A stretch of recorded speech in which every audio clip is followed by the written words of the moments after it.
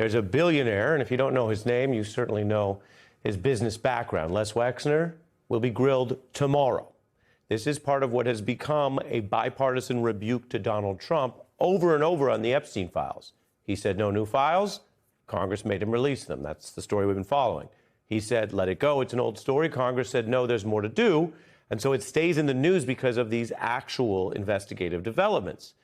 Now, Wexner had a long and very big kind of business relationship with Epstein. The question is, what kind of business? But tens of millions of dollars were exchanged. This deposition will occur in Ohio. That's part of an accommodation of the witness, who is 88 years old. Now, when I mentioned business, what these two men did in business is part of what's under investigation. So on the one hand, we could tell you that Wexner was a successful businessman, a billionaire, and that he was also a benefactor of Epstein, that he helped him financially. And hey guys, your boy Adam is here. You need to stop whatever you're doing right now because a secret audio recording has just been released in federal court that changes everything about Donald Trump's legal situation. This isn't speculation. This isn't interpretation. Bad, sick people. That was your coup, against you. Well, it started right at the beginning. Like when Millie's talking about, oh, you were going to try to do a coup. No, they were trying to do that before you even were sworn in. That's right. Trying to overthrow your election. Well, with Millie, let me see that. I'll show you an example. He said that I wanted to attack Iran. Isn't it amazing? I have a big pile of papers. This thing just came up. Look. This was him. They presented me this. This is off the record, but they presented me this. This was him. This was the Defense Department and him. Wow. We looked at him. This was him. This wasn't done by me. This was him. All sorts of stuff. It's pages long. Look. Wait a minute. Let's see here. Look at that. Yeah. I just found, isn't that amazing? This totally wins my case, Except it is like highly confidential. Yeah. This is a 14-minute recording made at Mar-a-Lago on December 18, 2023, and it captures Trump's unmistakable voice doing something that no president should ever do. He's instructing a witness to lie. He's telling this witness exactly what false testimony to provide. He's telling this witness to deny conversations that actually happened. This is secret information. But look at this. You attack, and Hillary would print that out all the time, she'd send it, no, she'd send it to Anthony Weiner, Yeah. the pervert. By the way, isn't that incredible? Yeah. I was just saying, because we were talking about it, and he said he wanted to attack Iran, and what? These are the papers. This was done by the military, given to me. I think we can probably, right?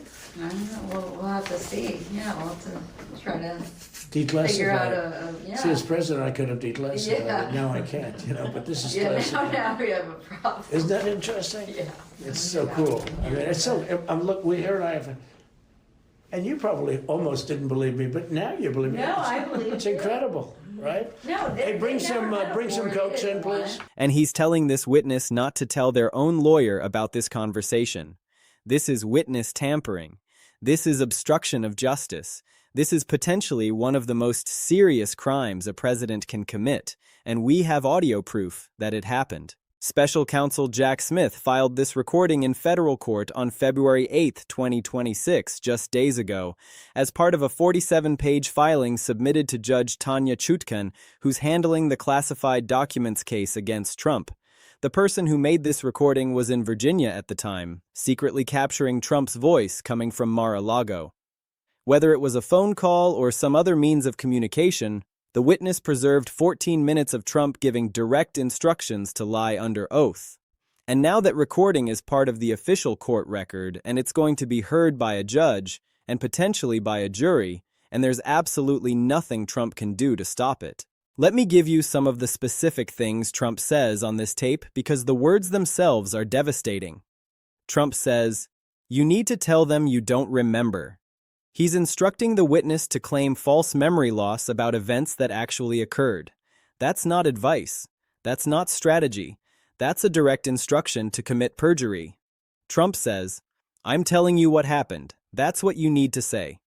He's scripting the testimony, telling the witness what version of events to present regardless of what actually happened. Trump says, if they ask about the Pence conversation, you say we never discussed that. He's specifically targeting conversations about Mike Pence, conversations prosecutors believe were central to Trump's efforts to overturn the 2020 election. Trump says, this is between us. He's creating secrecy around this exchange, making sure nobody else finds out what he's doing. And then Trump says something that should absolutely terrify anyone who believes in the rule of law. He says, don't tell your lawyer. Trump is instructing this witness to hide their conversation from their own attorney. Why would Trump say that unless he knew what he was doing was illegal? Why would he demand secrecy from a witness's own lawyer unless he understood that he was committing a crime? That single instruction, don't tell your lawyer, is consciousness of guilt captured on tape. Now here's what makes this even more serious. The recording also mentions classified documents. It references Mar-a-Lago. It references file boxes. So this tape isn't just about election interference and January 6th, it's also about the classified documents case. It captures Trump potentially discussing how to lie about documents at Mar-a-Lago. That means this single recording could be evidence of multiple serious crimes: obstruction of justice, witness tampering, potential Espionage Act violations, all captured in Trump's own voice. The prosecutors are arguing that this recording falls under what's called the crime-fraud exception. That's a legal doctrine that says if you're trying to use attorney-client privilege or any other privilege to cover up crimes, the courts can override that privilege and force disclosure. So if Trump was trying to hide behind some kind of privilege, that privilege can be overcome because Trump was allegedly committing crimes by instructing a witness to lie. Trump's response to this news has been predictable. He's claiming on Truth Social that the recording is fake. He's claiming it's not really his voice. He's claiming this is another deep state attack. But here's the problem with that defense. The audio has been authenticated. Forensic experts have confirmed it's Trump's voice. Prosecutors have verified the recording. The judge has reviewed it. Trump can deny all he wants, but the evidence is too strong. The audio is too clear. The words are too specific. You can't just claim a recording is fabricated when it's been authenticated by multiple experts and verified by prosecutors. Let's talk about what witness tampering actually means under federal law. The statute prosecutors use is 18 U.S.C. Section 1512, which makes it illegal to tamper with a witness with the intent to influence, delay, or prevent testimony. This statute applies to everyone, including the president. There's no exemption for the commander-in-chief. And Trump, according to this recording, violated that statute directly. He attempted to influence this witness's testimony.